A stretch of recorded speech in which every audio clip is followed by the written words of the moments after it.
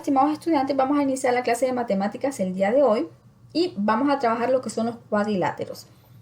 En un cuadrilátero, número 1, dos lados son adyacentes si coinciden en un vértice. Por ejemplo, acá este lado adyacente con este porque coinciden en este vértice.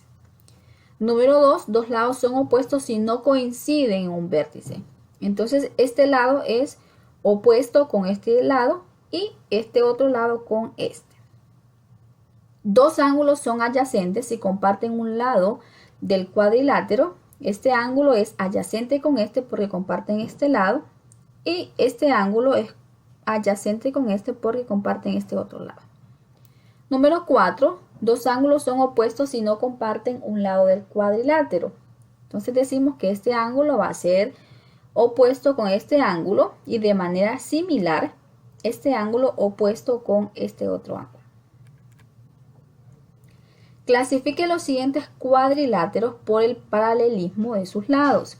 En una clase anterior aprendimos que estas marquitas me identifican cuáles lados son paralelos.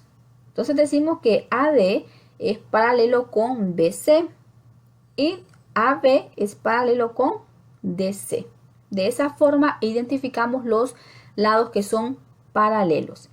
Vamos a hacer ese trabajito con estas figuritas y lo vamos a agrupar de acuerdo a la cantidad de pares de lados opuestos paralelos. Nos queda de la siguiente forma. En el grupo 1 ubicamos todos los cuadriláteros que tienen dos pares de lados opuestos paralelos. En el grupo 2 ubicamos los cuadriláteros que tienen un par de lados opuestos paralelos. Y en el grupo 3 los cuadriláteros que no tienen ningún par de lados opuestos paralelos. Tenemos entonces tres grupitos. Ahora, de acuerdo a la cantidad de pares de lados opuestos, reciben su nombre.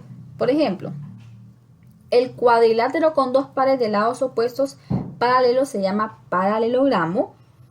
El cuadrilátero con solo un par de lados opuestos paralelos se llama trapecio. Y el cuadrilátero sin lados opuestos paralelos se llama trapezoide. Eso significa que los cuadriláteros que están ubicados en el grupo 1 se llaman paralelogramos porque tienen dos pares de lados opuestos paralelos.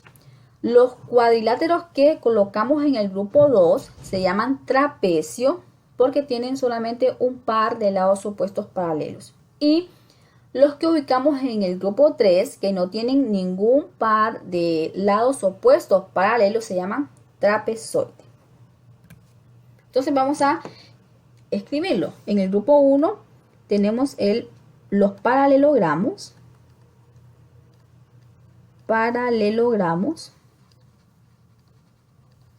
Porque tienen dos pares de ángulos opuestos paralelos. En el grupo 2 tenemos los trapecios, porque tienen solamente un par de lados opuestos paralelos.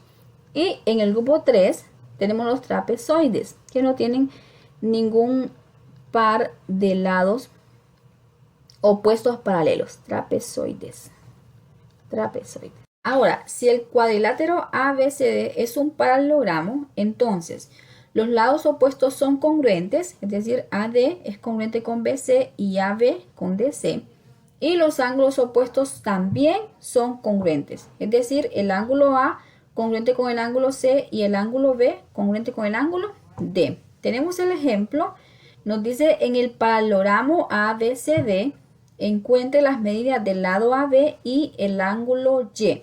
Entonces, como es un paralelogramo y la primera propiedad nos dice que los lados opuestos son congruentes, eso significa que AB es opuesto con DC. Como son opuestos, van a tener la misma medida.